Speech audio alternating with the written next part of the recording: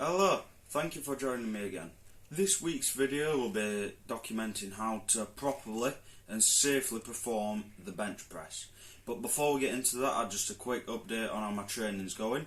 3 weeks out of the Irish Pro Invitational, I was doing 4 reps with 104 kilos raw on the bench press and 4 reps with 194 kilos on the raw deadlift. The only other exercise that I got any video footage of was a 171 kilo raw squat, so no knee wraps, no squat suit, just a belt and wrist wraps. I'll put all those videos after I finish speaking on, and I'd just like to say that squat was a new raw PB.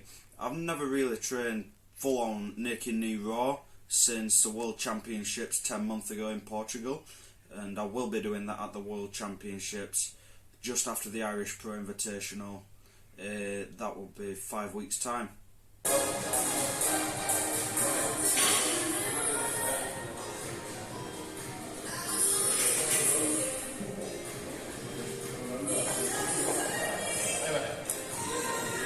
Yes, come on. Let's go. 3, 2, 1. Let's. My way. Fast. Fast. Fast. The last one, big powers. Come on. You want this? Fast. Right. Big. You've got it. I can do it. You've got it. Come on. Big lift. There you go. Down. Come on. Down. Come on. Okay then. There you go. Down. That's one. Big pull.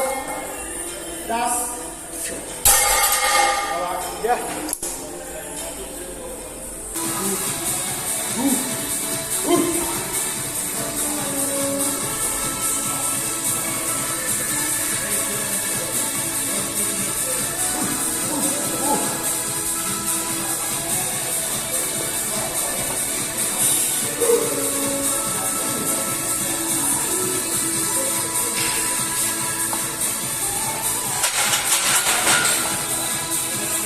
Now onto the bench press. Before I take you into my gym where I will show you how I bench press and tips and how you can't bench press, I will show you the equipment that you can wear while bench pressing.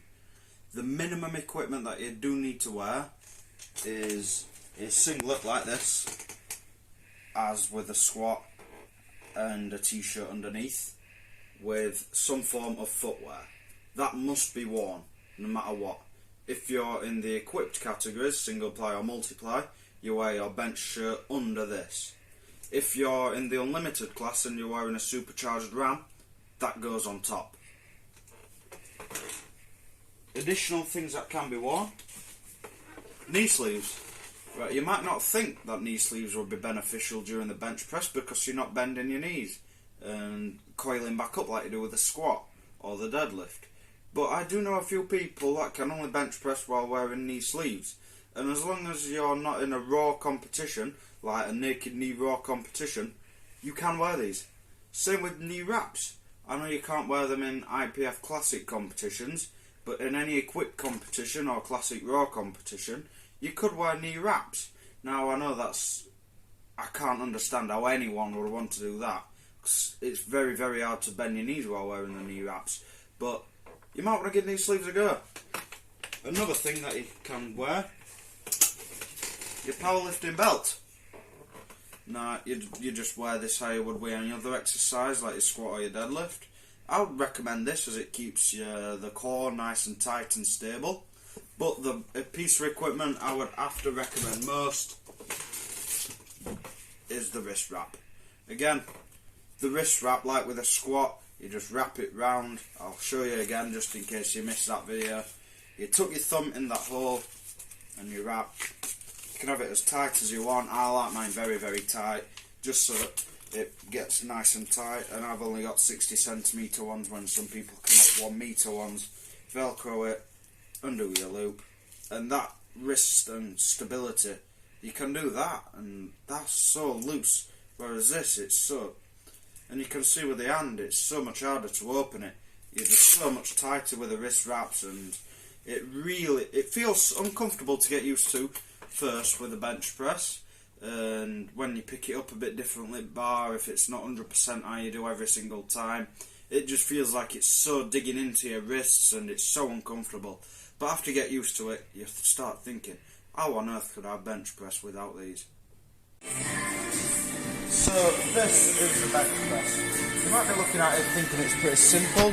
You just lay down, put your hands on the bar and bench down and up and then rack it. It is simple, but you want to make sure that you're doing it 100% correct.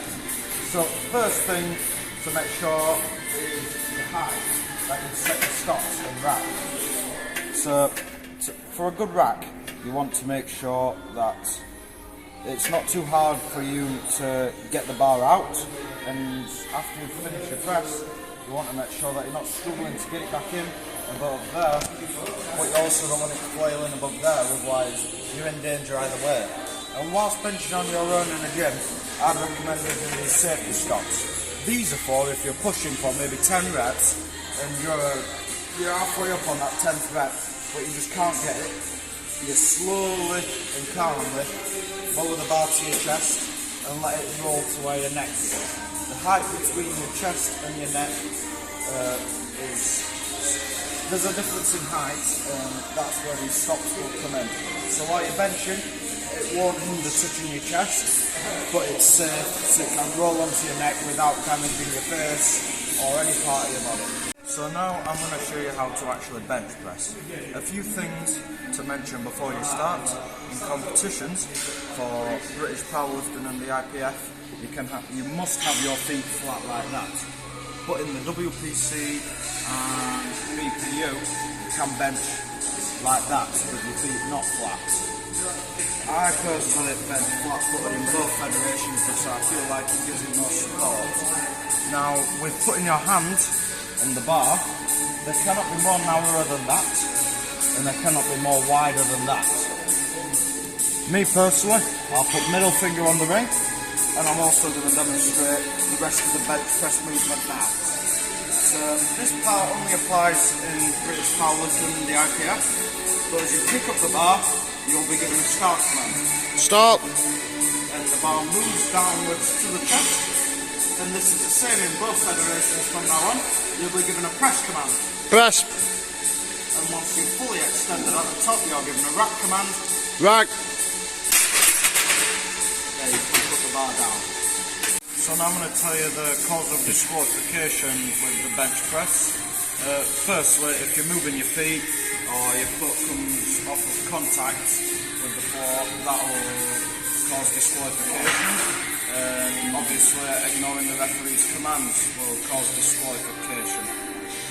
So now one that I have fell victim to before, downward movement. I'm going to demonstrate that for you now. What I mean by that is while bench pressing, we have it like this. We're going down and down and down. Using the press command, press. Go up, and as we're fighting up, we end up dipping down like that. That's obviously an extreme length. Keep going down, then we press up. And then go on to complete the press. That was obviously extreme so you could see it on the video, but any sort of downward movement, no matter how small, will cause disqualification. Now, 9 times out of 10, if that happens, the head judge will just call the spotters and loaders to take the weight, because if it starts going down, that can be dangerous in competitions. But if you get it up, it will be a no lift. Thank you for joining me again this week. I hope above anything else that you've learnt something new or how to improve on the bench press. That's my main goal with these set of videos. Like the squat was last week, bench press this week. So you can probably guess what next week's video will be about. Yes, the deadlift. I hope you'll learn stuff with that as well. Just a quick update on my multiply gear and all my stuff coming from America. It's still held in Coventry, but we've called them up and it should be getting dispatched sometime this week. But no matter what, next week's video will be about how to properly deadlift and how I would recommend a hot topic in deadlifting at the moment, the sumo or the conventional stance. I'll let you know where I stand on that next week. Thank you for watching and tune in next week.